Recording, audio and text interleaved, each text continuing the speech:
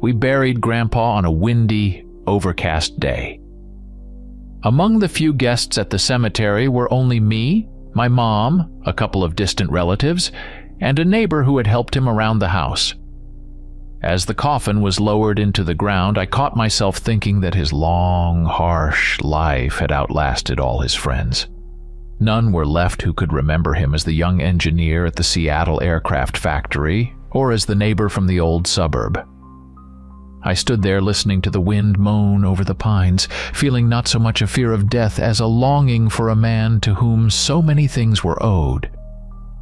Mom and I hadn't been especially close in recent years, but while standing at the grave, I suddenly felt her hand trembling in mine. She had lost her footing in life once again. First the divorce from my dad, then the break with Grandpa, who had retreated into the wilderness, built himself a shabby hut in the wild forests of Montana, and lived there for about 15 years like a hermit. Mom had always been angry with him over that shack, reproaching him for throwing money at a dump and digging through the dirt instead of leading the quiet life of a retiree in the city. Yet Grandpa was remarkably stubborn. I saw that little hut for the first time when I was 12. We drove up in the old family station wagon to the lopsided little house, clad in plywood and planks. In some places, the walls were covered with old tiles taken from some dilapidated buildings. A dense wall of pine forest surrounded us, and the road, if you could even call it that, ended about 30 meters from the house. In the yard stood a rusty tank that Grandpa called the gravity reservoir. He planned to install a rainwater collection system right on the roof and channel it into an underground cistern. Back then it all seemed like madness to me, but judging by his eyes, I knew he was happy. Mom would scold him. "Dad, do you even realize that there could be wolves or bears out there? Where are you going to find a doctor if you accidentally hack yourself with an axe?" He would simply remain silent and smile, shrugging in his habitual way. When I got out of the car, Grandpa winked at me. "Make sure you come by in the summer to help me out. It'll do you good." Mom muttered something. But it seemed to me that Grandpa was speaking directly to me, bypassing her objections. A few months later, I indeed found myself in those wild regions. Grandpa used to say, "True life is when you depend only on nature and your own hands." At first, I was frightened by the silence that fell each evening. Outside, insects chirped, and in the distance, strange coyote cries echoed. But I loved feeling my body grow tired by the end of the day from chopping wood or shoveling mud from that very old cistern. Grandpa and I lived extremely modestly, without city water, as he called the plumbing, with an archaic stove and a kerosene lamp as the primary source of light. Yet the air was fresh, the stars shone brightly, and the scent of pine needles seemed to fill every breath. I remember once waking in the middle of the night with the eerie sensation that someone was standing at the window, watching me. I saw a dark silhouette outside the glass and nearly screamed. The smell of dampness and old wood heightened my anxiety. I strained my eyes, and for a moment it seemed as if the silhouette had deer antlers protruding from it, though it might have just been the twisted shape of branches outside.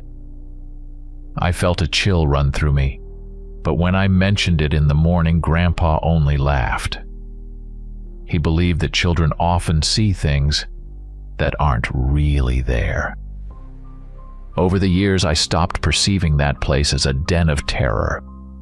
Rather, it became my home in contrast to the cold city apartment. And now, standing at his grave, I recalled those moments with special warmth. Mom decided to take me far away from the wild forest, but every shovel full of earth falling onto the coffin's lid seemed to awaken an echo of the past within me.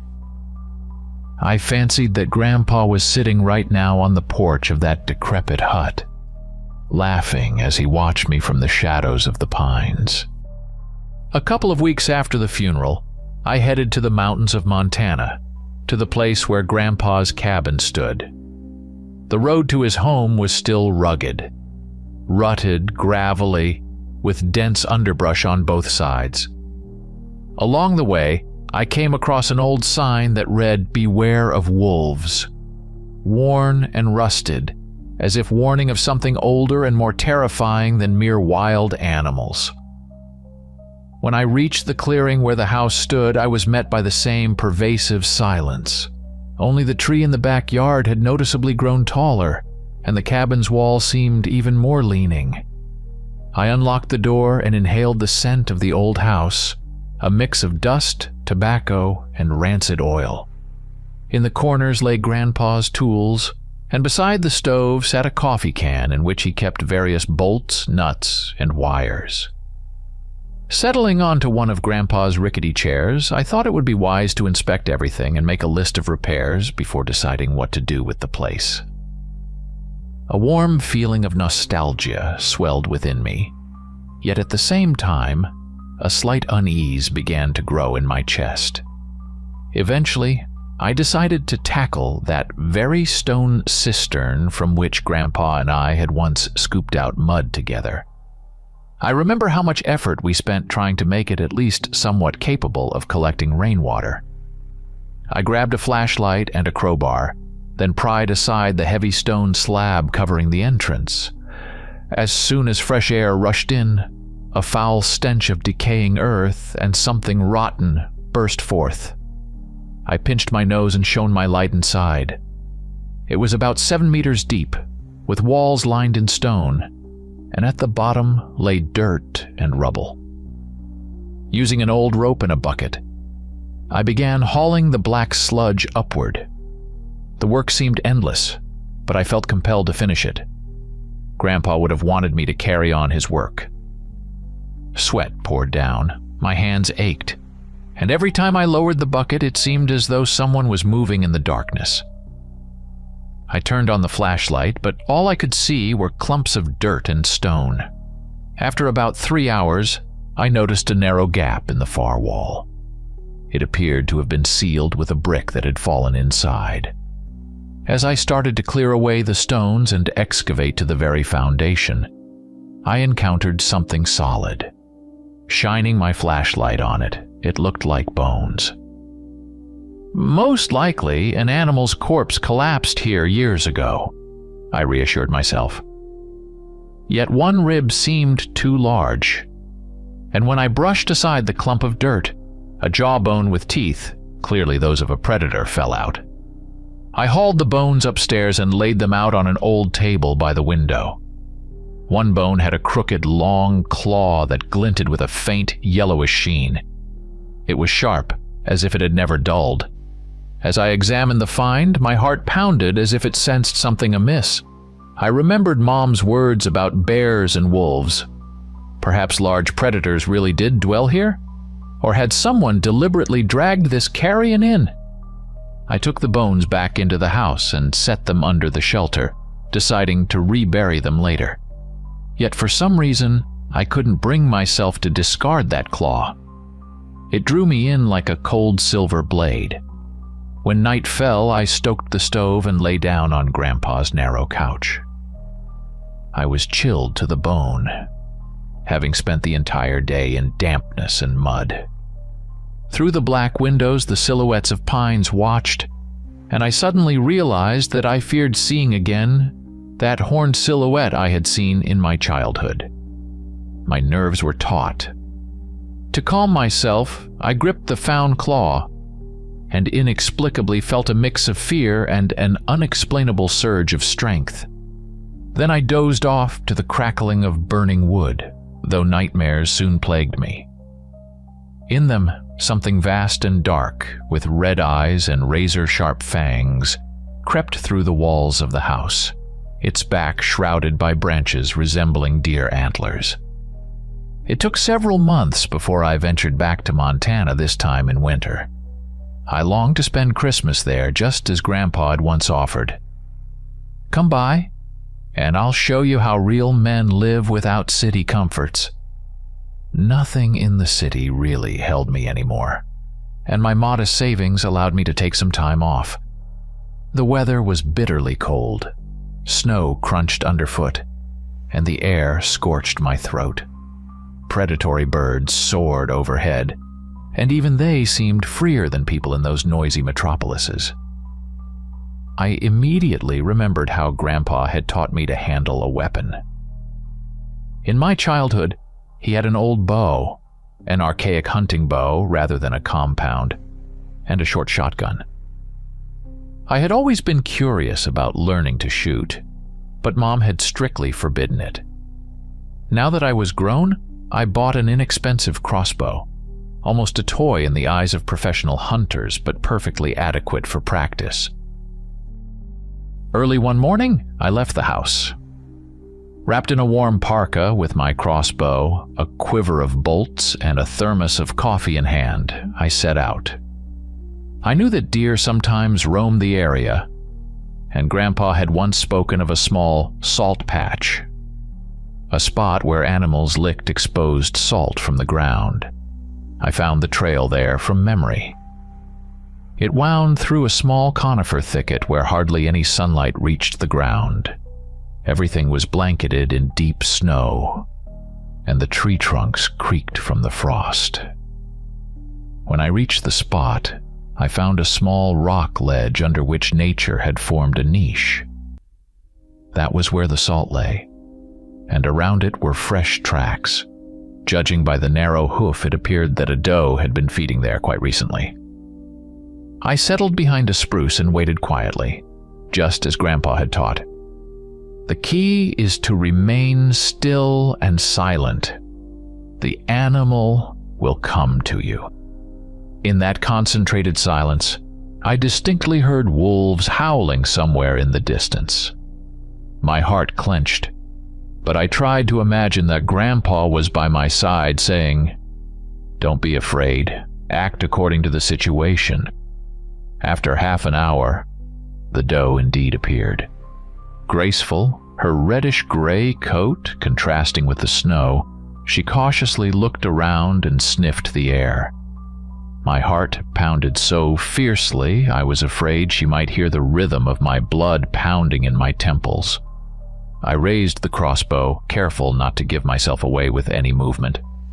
I aimed slightly below her shoulder blade, right over the vital organ. I squeezed the trigger. The shot was off. The bolt struck higher, grazing her spine, and the doe let out a piercing shriek. That cry clenched my stomach. The animal collapsed on her hind legs, trying to crawl forward on her front ones. Terror filled her eyes, and blood gushed from the wound. It was far more horrifying than I had imagined. I jumped up and, nearly losing my balance on the snow, reloaded the crossbow. The doe thrashed in agony, leaving crimson stains on the white surface. I wanted to fire a second bolt to end her suffering, but the crossbow jammed. Panic overtook me. Suddenly, I heard a loud crunch from behind. I turned around and saw a gray wolf's muzzle emerging from a snowdrift. The beast didn't growl, but seemed to be waiting. Perhaps it had been attracted by the scent of blood. "Damn," I muttered, switching focus to this new threat. But then my weapon miraculously worked. The bolt emerged at a strange angle and lodged in the snow next to the wolf. The creature yelped and recoiled, and instinctively I reached into my pocket and felt that same claw I had found that autumn. The doe's moans grew fainter, and the wolf had already disappeared behind the trees. It slowly dawned on me that I wasn't cut out for a real hunt. Lacking the strength to finish off the wounded animal, I just stood there in shock. Suddenly, a shadow emerged, and I realized it wasn't the wolf. The silhouette was too tall, almost human, but with elongated limbs. For a moment, I caught a glimpse of glinting eyes, and my teeth chattered in terror. The figure darted behind the trunk of a spruce and vanished. I couldn't make out any details, but one thing was clear. Something was there, and it was far more dangerous than a mere beast. Later that day, I approached the doe and ended her suffering with a hefty stone strike to the head. The very thought of how barbaric it looked made me shudder. I didn't want to let her die in agony, but I froze when that eerie silhouette appeared again. Somehow I managed to drag her body back to the cabin and hang it on an old hook where Grandpa used to dress game. Blood dripped into a bucket as the carcass stiffened under the cold wind. Usually, venison was a hunter's delight, but I felt only guilt and fear. To distract myself, I took up chopping firewood. Knowing that nights here were brutal, I strove to stack as many logs as possible, all the while glancing toward the forest where that horned shadow flickered. What was that creature? A skilled hunter? A mutated wolf? It defied logic that I might be witnessing a shapeshifter, or a man capable of moving so swiftly on 4 limbs. By evening, I built a roaring fire in the stove, lit a couple of kerosene lamps, and opened Grandpa's hidden stash of whiskey. I found it under a pile of newspapers. Gulping down the burning liquid, I remembered Grandpa's words. For a strong life, you need strong drinks. Mom had scolded him for such philosophy, yet in the evening, as the wind howled outside, it gave me a strange sense of protection. Sitting on a rickety stool, I wondered if perhaps I was merely hallucinating from exhaustion. When night fell, I stepped out onto the porch to breathe the crisp air. Snow fell from the sky, and all around was utter darkness, save for the patch of light from my lamps that illuminated part of the porch and yard. Deep in the forest, a howl broke through the sound of the wind. It struck me as something entirely different from wolves, a sound deeper, more resonant, almost human. Then came an absolute silence. I was about to head back inside when suddenly a dog appeared from behind a log, a gaunt animal with ribs jutting out. It stared at me and whimpered quietly, as if begging for protection or food. In the lamp's glow, I noticed deep scars on its side. Perhaps a pack of wolves had attacked it. I tossed it a piece of venison, albeit not entirely butchered, and the dog greedily grabbed it before disappearing into the dark. I hoped that in doing so, I had somehow helped the poor creature. But as soon as I turned toward the door, I heard its furious howl and a roar behind me, like a guttural croak. Gripping my lamp, I rushed toward the sound. Just about 10 meters behind the house, I saw the dog writhing in the snow, and above it loomed something huge and dark. It seemed to have a long snout, and its eyes glowed with a pale fire. I was convinced it was a large wolf, but its outline was horribly distorted in the dancing light of my lamp. Whether its hind legs were bent at an unnatural angle or its shoulders resembled those of a human, I couldn't tell. The dog emitted a deathly wail, and the creature clamped its jaws around its neck, dragging it into the bushes. My lamp nearly slipped from my trembling fingers. I backed away to the porch, unable to tear my eyes from where it had happened. A primitive terror seized me. By the time I finally reached the door, one thought hammered in my mind. Did Grandpa ever see something like this? And what in the hell is that monster lurking in these woods? Inside, I sat on the floor, nearly breaking down in fear. I had once believed I knew these lands, but now I realized how insignificant I was before the wild, especially if it harbored such secrets. I wanted to run to civilization, yet running out into a blizzard at night was hardly a good idea, especially if that creature was nearby. I bolted the door, checked the ammunition in Grandpa's shotgun, even though I wasn't very skilled at shooting. then closed my eyes, leaning my back against the door, bracing myself for the most terrifying night of my life. The night passed in nightmares. I dreamt that I was back in the forest, running among the pines, while that very monster with blazing eyes chased me. But every time I looked back, I saw not a wolf's snout, but a deer skull, as if that same horned silhouette from my childhood had taken on flesh. I woke in a cold sweat, clutching the claw in my hand as if it were a talisman. Perhaps my subconscious was searching for some kind of protection. At dawn, when the gray twilight crept through the windows, I realized I couldn't sleep any longer. I dressed and went outside to check for signs of the nocturnal carnage behind the house.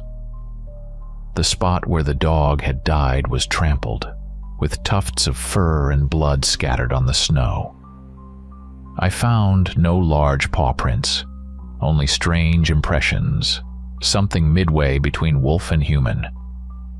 In one place, there was clearly the imprint of a partially formed fifth toe. My heart sank. It seemed this was not just a mutated beast. I continued on as the dawn began to tint the sky a pale pink. Behind a clump of bushes lay a small clearing. There I saw it, a black creature standing almost on its hind legs like a person, and on its head, a huge deer skull with sprawling antlers. At the sight of me, the creature tilted its head slightly as if studying. I froze, unable to move. An incredible surge of terror pierced my entire body. This was something primordial, as if the living embodiment of an ancient legend about the spirit of the forest, or an evil shaman. The creature let out a sound that resembled more a vibration or a growl, and then it vanished among the pines. I almost dropped my shotgun even though my finger instinctively fell on the trigger. I wanted to chase after it to find out what it was, but I lacked the courage. If it were a shapeshifter, perhaps it would be more powerful at full moon. But the calendar showed that full moon was still several days away. I felt a ludicrous hope that it wasn't so dangerous now, and then I immediately realized how absurd those thoughts were. Back in the house, I feverishly began searching through Grandpa's old records, books, newspapers, anything that might mention such incidents. I found a few things: a bundle of notes, sketches of schematic drawings. In one drawing, there was an image of a deer skull with a ghastly human silhouette behind it. To the right, Grandpa had scribbled, "Might be local lore, Wendigo or shapeshifter." I had heard legends of the Wendigo or werewolves, more common in the northern states. It seemed that Grandpa didn't just believe in them. He had encountered signs and gathered information. Grabbing Grandpa's notebook, I read, "Saw strange tracks at dusk today. Impressions merging wolf and human. Does it sense my presence? Or am I just imagining things?" The entry was dated 6 years earlier. In another note, he mentioned hearing a woman's singing voice, even though no neighbors lived for miles around. Everything pointed to the fact that I was dealing with the same entity that Grandpa had once tried to unravel. Not knowing what to do, I poured myself some whiskey, sat at the table, and stared out the window. The creature clearly wasn't afraid to come close to the house. That meant that sooner or later, it would make its next move. I removed the claw from around my neck, examining its shape. In the daylight, it appeared more yellow, covered with tiny notches. Perhaps it really was the claw of a large wolf or some other predator, or maybe even the shapeshifter itself. How had it ended up in Grandpa's cistern in the first place? A thought flashed through my mind. What if these bones belong to different victims, ones killed by that very monster? Or are they ancient ritual burials? In any case, I felt that by being alone here, I had become entangled in the game of this forest spirit or monster. And if Grandpa never managed to resolve it, now it was up to me. That same evening, the weather turned sour. An icy rain began, and the trees outside the walls creaked under the gusts. I spent several hours inside, stacking a considerable pile of firewood by the stove. At times, it seemed as if someone was walking on the porch, but it was only the sound of branches slapping against the walls. I felt trapped. Venturing out onto the back roads at night would be suicide, while staying here meant waiting for the creature to return.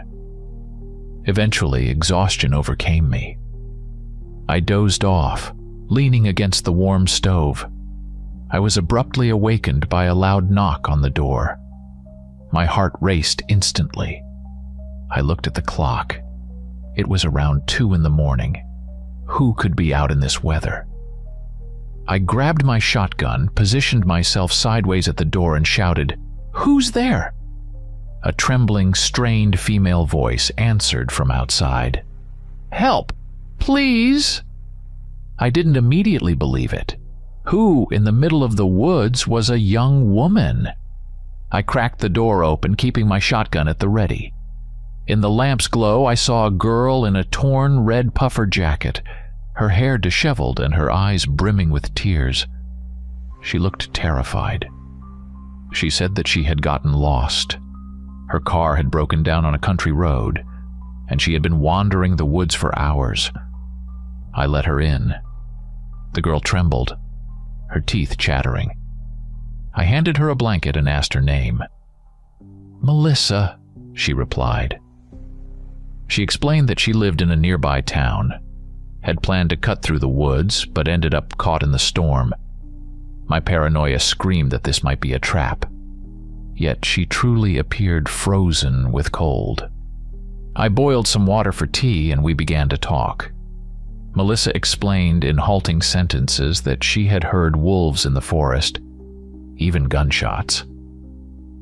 "That must have been me hunting," I admitted, trying not to divulge too many details. The girl looked terrified, constantly glancing at the window where the elements raged outside. We talked for a couple of hours. Things seemed to calm down, and I decided that in the morning I would help her either get to her car or take her to the nearest gas station. But closer to dawn, while she dozed on the couch, that inhuman howl resounded again, making the hairs on my neck stand up. Melissa woke, clutched her hands and whispered, "Oh my God, what is that?" I grabbed my flashlight and motioned for her to be quiet. I cautiously peered through a crack in the shutter. I saw nothing, but the howl repeated, now much closer. Finally, I dared to pull aside the curtain by the window. In the beam of my flashlight, at the edge of visibility, something crouched. A huge figure with a wolfish face and bare shoulders, but on its head it seemed to wear a deer skull. Maybe it wasn't a mask, but a part of its body. I couldn't quite tell. It moved in jerky motions around the house, as if sniffing the air. I switched off the flashlight and froze. My heart pounded so fiercely I was afraid it would betray my pulse. Melissa let out a subdued cry behind me as she spotted the threat, and my attempt to hush her was too late. The monster heard us and began pounding on the door. The boards groaned, and the window trembled. In panic, I braced the door with a log and told her to hide in the pantry. She ran, and I steadied myself long enough to aim through the gap between the boards. When the creature's second blow threatened to bring the ceiling down, I fired blindly, causing it to recoil with a bestial roar. Realizing we needed more than mere barricades, I grabbed a kerosene lamp, poured oil on the threshold, and hoped that, if the monster did break in, fire might keep it at bay. Melissa, pale and trembling, feared we would die, but there was no time for reassurance. The attack suddenly stopped, plunging everything into an eerie silence. By morning, we ventured outside to find deep scratches on the door and walls, bloodstains likely from the shot I had fired, and an unsettling detail in the snow. strange paw and foot tracks intermingled with a set of bare female footprints leading into the thicket. Melissa remembered seeing a girl's silhouette in the forest at night, singing in a haunting way. I recalled notes from my grandfather about a woman's voice at dusk, wondering if we faced two separate entities or a single shape-shifting horror. Fearing another attack, we decided it was too dangerous to remain in the cabin. Although the blizzard had abated, my car refused to start, and no amount of tinkering fixed it. We gathered supplies, me with my shotgun and Melissa with my crossbow, and set out on foot toward the country road. Snow drifts reached our knees, soaking us through, but dread drove us onward. We heard only the sound of our own breath in the stillness, which felt more ominous than any roar or howl. Eventually, we came across Melissa's car, frozen and snowbound, with no trace of anyone else having approached. Attempts to free it proved futile, and we made the difficult choice to continue on foot rather than wait and become easy prey. We pushed through heavy snow, passing silent trees that occasionally released a flurry from their branches. Tension hung in the air, yet no new sounds emerged. After about an hour, our energy was nearly spent. Melissa was close to collapse, and I recalled a small hunter's cabin my grandfather had shown me. Hoping it remained stocked with firewood or a radio, we veered onto a narrow trail. Within 20 minutes, we found the tiny, snow-laden shelter and forced open its blocked door. Inside, we discovered an iron stove, old benches, and a broken shortwave radio my grandfather had once tried to repair. We lit a fire to dry our clothes and quell our hunger pangs. Melissa worried aloud about another possible attack, but I was uncertain how to soothe her fears. By evening, somewhat rested, we debated traveling onward or staying the night. Ultimately, we secured the door from the inside and took turns keeping watch. Most of the night passed uneventfully until just before dawn, when a soft but clear knocking echoed against the cabin wall, followed by a faint female plea for help. My heart pounded at the possibility of a trick, especially after recalling the footprints in the snow. The knocking shifted into a mesmerizing chant that nearly compelled me to open the door, but Melissa's intervention broke the spell. The singing ceased, replaced briefly by a scraping sound along the logs, as if claws tested the cabin's defenses. The oppressive silence returned, and at dawn, when we peeked outside, only vague paw prints remained, vanishing among the trees. We continued to the highway and were relieved to be picked up by a passing Forest Service truck. Preferring not to reveal our true ordeal, we blamed wolves. After being taken to the hospital, Melissa went back to her home and I prepared to join my mother, stopping first at the funeral home to finalize my grandfather's paperwork. Leaving the building, I momentarily believed I saw a tall figure with antlers on the sidewalk. But when I blinked, it was only a stranger in a cowboy hat. In the weeks that followed, no one contacted me about the cabin or reported any strange events in those woods. It felt as if the nightmare existed solely in my imagination, yet I threw away the claw I had taken from my grandfather, tossing it into a river on the way home, unwilling to risk any lingering connection. Still, on restless nights, I could not escape the echo of that eerie feminine melody. In my dreams, I often pictured my grandfather on the old porch, watching dark silhouettes creeping closer and whispering reminders of how untamed that land truly was. Every time I woke in a cold sweat, I wondered whether we had truly banished the monster or if it merely waited for the right moment to return. Story 2. I was standing by the massive door of my wife's parents' house, watching the endless forested slopes bathed in daylight. We had been guests here for a week, helping her parents with small chores in the yard and enjoying the peace. The mountains of Colorado seemed to hide hundreds of mysteries, yet they had never frightened me. My wife, however, had been wary of the local legends since childhood. She looked uneasy, careful not to let on how much she was worried.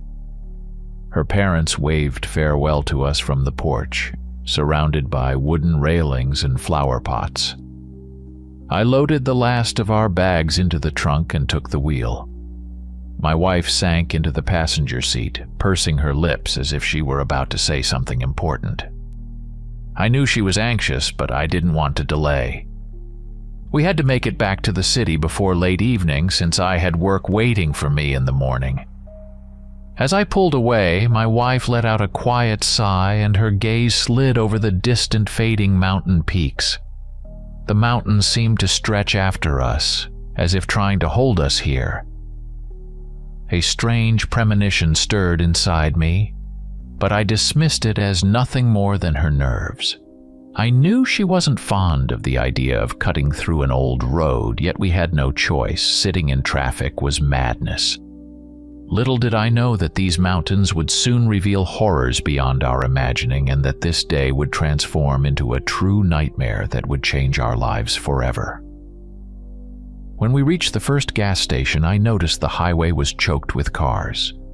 We spent half an hour in a queue trying to merge onto the freeway, and the traffic seemed to be at a complete standstill. Truckers were honking and drivers looked irritated. My smartphone's map showed an endless gridlock. I figured we'd be stuck here for several hours, maybe even until nightfall. The thought of it stressed me out, especially with a busy day ahead in the city. I remembered an old road that wound through the mountains and promised to save time. My wife sat beside me, visibly nervous, though she didn't argue. It was obvious she didn't like the idea, but we both knew that sitting in bumper-to-bumper traffic was not an option. I steered toward a dilapidated sign pointing to a worn-out country road, inwardly hoping that this back road wouldn't be too frightening. The navigator warned of rough pavement and steep climbs, but that seemed preferable to inhaling exhaust fumes on the congested freeway. Traffic moved in waves, and I wasn't about to waste any more time. I tried not to dwell on the legends my wife had mentioned. Her tense smile betrayed that she remembered every ghastly detail. I dismissed them as nothing more than harmless ghost stories for tourists, until soon I would realize how wrong I was. I was fooling myself. We turned onto a dusty dirt road, and the asphalt quickly gave way to an uneven, pothole-ridden surface. There wasn't a single sign in sight, only dense pines lining the shoulder. The area felt utterly deserted, and the sense of isolation grew. I noticed a half-ruined shed with its roof collapsed and walls leaning, as though no one had set foot there in ages. A few miles on, a house appeared with a charred facade, boarded-up windows, and a crooked mailbox by the roadside. No cars, no signs of life. My wife sat with her arms crossed, glancing anxiously out the window. The sun slowly sank behind the mountains, painting the sky in orange-pink streaks, and the atmosphere became increasingly oppressive. I tried to remain confident, but my heart tightened at the thought that we wouldn't find any help here. Soon we passed a few solitary utility poles, and in the distance a lonely farmhouse came into view. But when we got closer, the house was locked up and looked abandoned, its windows dusty, pieces of furniture scattered on the porch. A chill ran down my spine. My wife sighed deeply, as if recalling long-heard stories about the eerie inhabitants of these parts. I felt the wind picking up, rustling through the leaves, and deep inside a nagging worry told me we were heading towards something unfamiliar and dangerous. I pressed on, hoping that ahead there would be a normal road, even as an unsettling silence filled my ears, as if nature itself were holding its breath. A few minutes later, I noticed a strange glimmer on the roadside. As we drew nearer, it became clear that a car was parked there, half sunken into a shallow ravine. The driver's side window was shattered, with glass fragments scattered inside the cabin, and on the rusted metal were brown stains that looked like dried blood. I pulled over and got out carefully, avoiding the debris.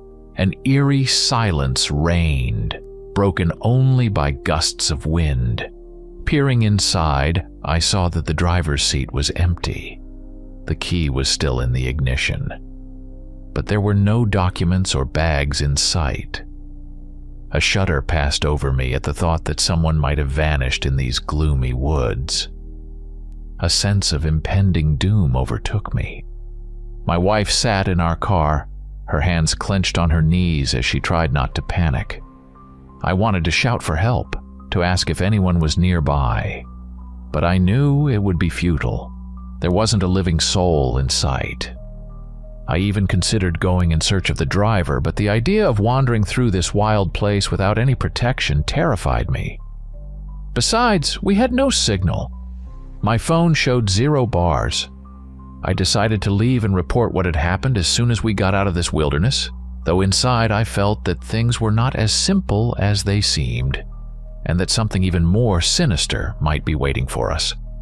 Reluctantly, I returned to the car, trying to keep my footsteps quiet. I turned the key in the ignition, but after a few seconds I only heard intermittent clicking and the dying sound of the starter. The dashboard lights flashed as if issuing an alarm. I tried again, but the battery was nearly dead. Under the hood, I found a layer of greenish corrosion on the terminals, preventing proper contact. We were stuck. No signal and no chance to get going without help. Panic welled up in my chest as the deepening dusk only magnified our helplessness. I looked around and saw no other car in sight that could come to our rescue. Without a jump start or a spare battery, we wouldn't move an inch. My wife looked at me with clear terror in her eyes, yet she tried to remain calm. I did my best to steady myself, knowing we had to act immediately. Spending the night here in the middle of nowhere, next to an abandoned car with suspicious bloodstains, felt like a scene out of a horror movie. Our salvation might lie in that very dwelling we'd passed earlier. I hoped someone there would be willing to help. We had enough gasoline, but without a functioning battery, we were stranded. I closed the hood and took several deep breaths, trying to still the trembling in my hands. Ahead of us lay a long and dangerous night in the wild mountains, and I had no idea just how horrifying the events to come would be. I decided to head toward the house we'd passed about an hour earlier. I recalled its peeling paint and shuttered windows, but we had no other option.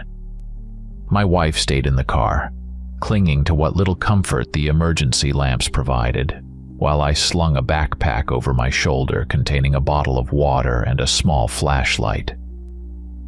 The sky darkened at an alarming rate, and I knew I had to move quickly. The rustling wind in the treetops sounded like an ominous whisper following my every step. I glanced around. There wasn't a soul in sight. The road seemed endless, winding monotonously between towering pines and thick underbrush. I kept to the shoulder, careful not to lose my way. We were far from civilization, and the thought that no one knew where we were weighed heavily on me. Gradually, twilight gave way to utter darkness, and I switched on my flashlight. Its narrow beam revealed the rough, uneven ground and scattered stones. My imagination conjured shapes in the undergrowth, though they were nothing more than shadows. I tried to keep calm, but my heart pounded faster than usual. It felt as though nature itself was warning me not to continue. Suddenly, I caught a whiff of damp earth and old wood, and then I noticed a dark outline of an abandoned building that vaguely resembled the house we had passed earlier. A heavy sense of impending doom built up in my chest, as if an unknown terror lurked ahead. The house looked decrepit and abandoned. Its siding was peeling, and the windows were boarded up. In the dim light, I made out some faded inscriptions on the crumbling plaster. Getting closer, I saw sinister letters scrawled in rusty red paint. "Don't make a sound or he will find you." My heart froze and a hollow fear gripped me, as if I'd stepped to the very edge of an abyss. I felt my way to the porch. The boards creaked ominously under my weight.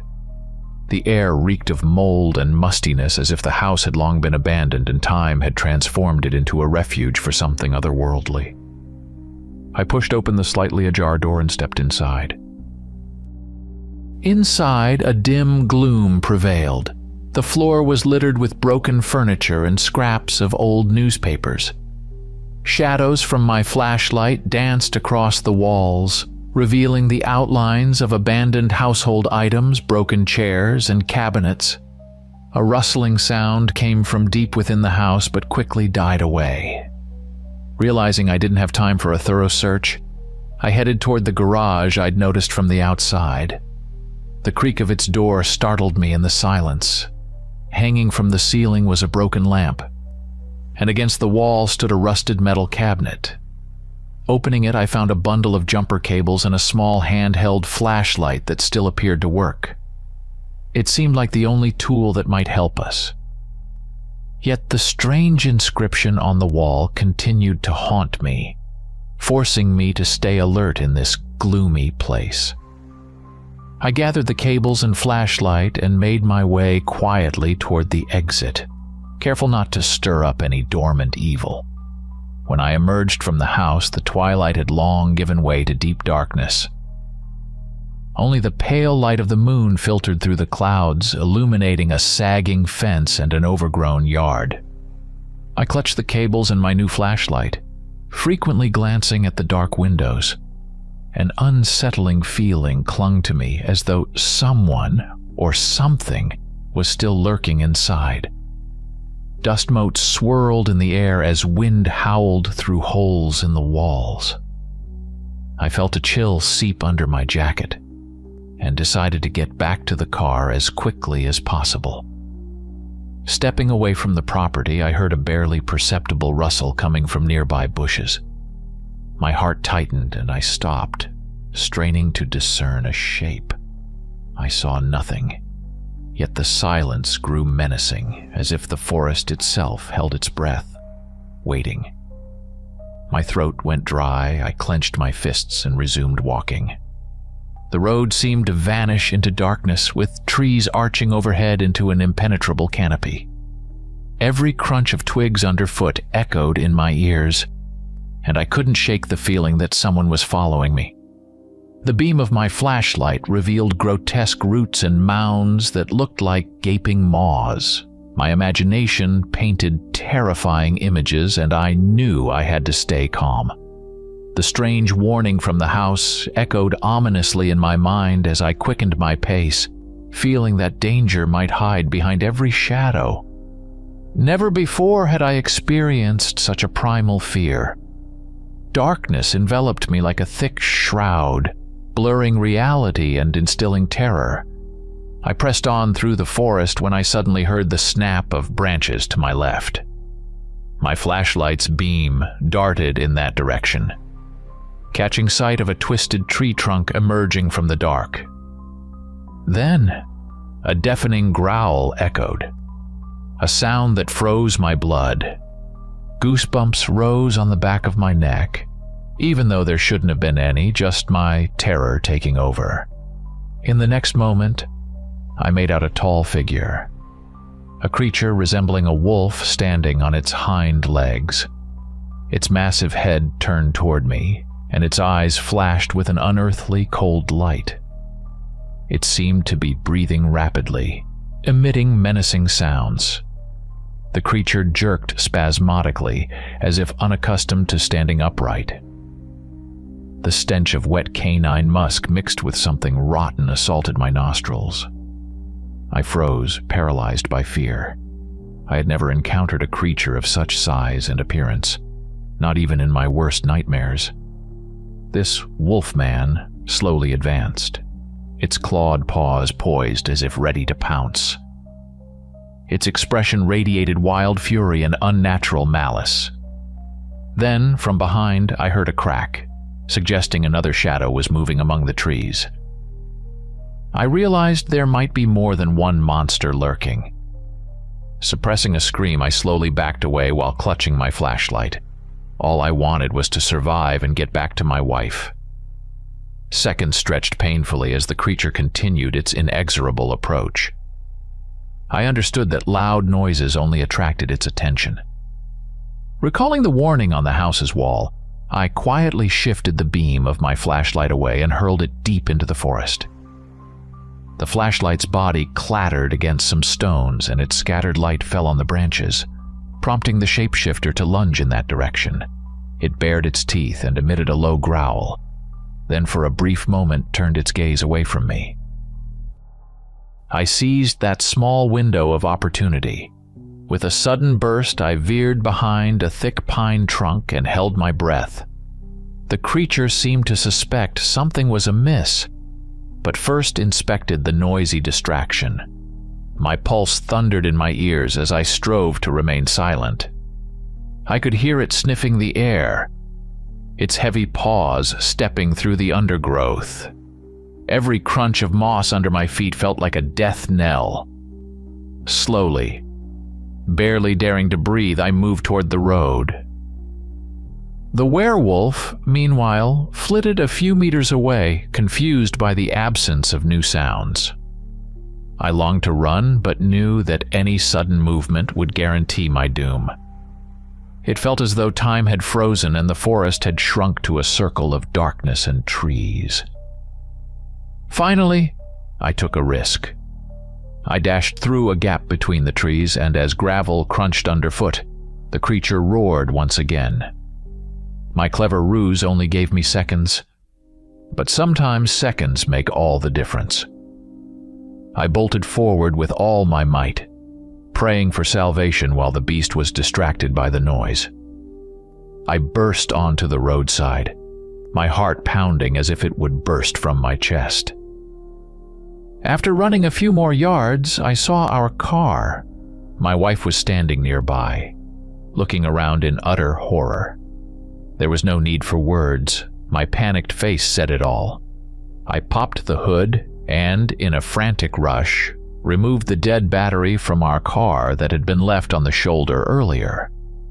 With trembling hands, I connected the cables, silently pleading that the werewolf wouldn't appear behind me. My wife helped by fetching tools from the trunk, though her eyes were filled with terror. Once I secured the battery and managed to jump-start it with the new cables, I heard the familiar rumble of the engine. Without wasting a second, I closed the hood and we dove into our seats. I slammed the gas pedal, swerving onto the dirt road. Our headlights illuminated something large and shaggy on the shoulder. A creature that vanished as the wheels snagging on stones hurled us forward. A muffled growl emanated from near the back door. It seemed that in just a moment, the creature might leap onto the roof.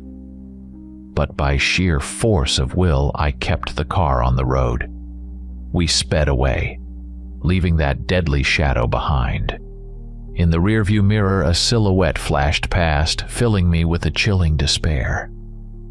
We didn't stop until we reached the nearest gas station at the entrance to a small town. Once my heart had finally calmed, we immediately called the police and reported the incident on that desolate road, mentioning the wrecked car. The officers asked us to stay put to give a statement. We waited in the car, straining to hear every sound outside the window. Eventually, the officers arrived, eyeing our exhausted state and the battered vehicle. They listened to our halting explanation, though I sensed they didn't fully believe us. We provided an approximate location of the incident, and the police promised to send a patrol. Later, my wife admitted that when she was a child, she had heard stories about strange creatures in these mountains, creatures that locals called werewolves. They were said to hunt lost travelers and shun noise, preferring instead to silently stalk their victims. Her fear wasn't just childish fancy. I gazed at the flickering light of the gas station lamp and thought it all seemed like a bad dream. We resolved never to travel those roads again, never to risk our lives. I still saw, in my mind's eye, the feral eyes of that creature deep in the forest. In the end, the police never found the driver of that abandoned car, and I couldn't shake the thought that he might have fallen victim to something lurking in these mountains. Perhaps the legends were even more terrifying than I'd imagined.